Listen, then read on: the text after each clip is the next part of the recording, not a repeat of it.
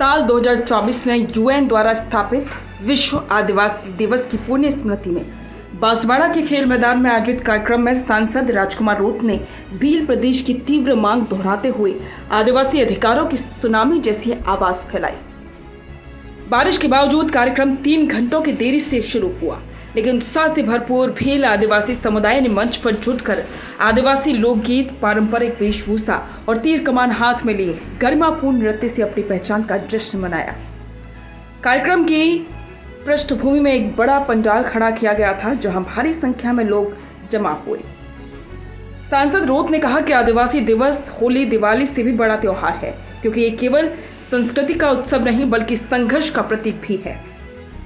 2015 से आदिवासी परिवार संस्था की आंध्र प्रशासनिक जद्दोजहद ने इस दिवस का औपचारिक अवकाश बनवाया। उस समय तक ये दिन कहीं छुट्टी के रूप में मान्यता नहीं पाता था। उनकी लड़ाई ने तत्कालीन सरकार पर दबाव बना राजस्थान में इस दिवस को अवकाश घोषित करवाया और बाद में मल्टी स्टेट स्तर पर भी इसका असर हुआ। राजकुमार रोत ने मंच से अव्यवस्था के खिलाफ मजबूत चेतावनी दी। उन्होंने कहा कि पिछले 5 वर्षों में 5 लाख से अधिक आदिवासियों को सरकारी परियोजनाओं, gold mine, tiger reserve, power plant के कारण विस्थापित होना पड़ा। ये आंकड़ा महज सुराग नहीं बल्कि एक गंभीर संकट की गवाही है। राजकुमार रोत ने इसमें कई बयान भी दिए, जिसमें भील प्रदेश की मांग थी। उन्होंने कहा कि भील प्रदेश जरूर बनेगा। ये नारा सिर्फ क्षेत्रीय विभाजन का नहीं बल्कि संविधान में निहित अधिकारों का आग्रह था। यूएन द्वारा उचित सांस्कृतिक पहचान सुनिश्चित करने की महत्ता बताने के बाद रोत ने मौजूदा सरकार की भूमिका पर सवाल खड़े किए। उन्होंने कहा कि पिछले कई सरकारों की जिम्मेदारी थी कि आदिवासियों को संवैधानिक अधिकारों से अवगत करवाया जाए, लेकिन आज तक कोई मंत्री आदिवासी दिवस मनाने नहीं आया। इस उदासीनता ने राजनीतिक नेतृत्व के औचित्य पर सवाल खड़ा किया।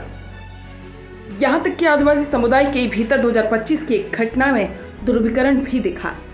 झालावाड़ में रोत के आदिवासी दिवस कार्यक्रम में आरक्षण संबंधी पुराने बयानों को लेकर कुछ युवाओं ने विरोध किया, जिससे हल्का अशांति और पत्थरबाजी की घटना सामने देखने को मिली। अंततः पुलिस को नियंत्रण में लौटने के लिए लाठीचार्ज करना पड़ा। ये दर्शाता है कि उनके संदेश में कुछ विरोधियों के मन में असंतोष और उम्मीद दोनों जगी। 2025 और 26 के बजट में आदिवासी कल्याण के लिए 1500 करोड़ की बजाय केवल 250 करोड़ आवंटित किए जाने पर सवाल भी खड़े हुए। रोत ने दावा किया कि सरकार पिछले वर्ष के अनावश्यक 1500 करोड़ को जोड़कर इसे 1750 करोड़ बताकर आदिवासी समुदाय को भ्रमित कर रही है।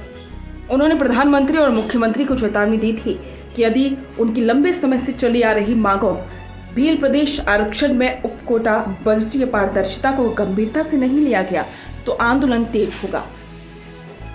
राजकुमार रोत ने विश्व आदिवासी दिवस के मौके पर केवल सांस्कृतिक समारोह नहीं बल्कि लोकतांत्रिक चेतना का मंच तैयार किया।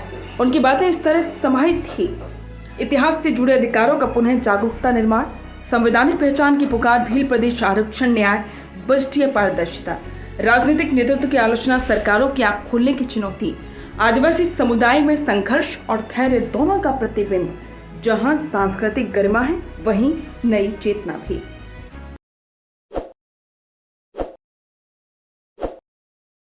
ताज़ा खबरों के लिए विजिट करें द फैक्ट इंडिया की वेबसाइट और डाउनलोड करें द फैक्ट इंडिया ऐप।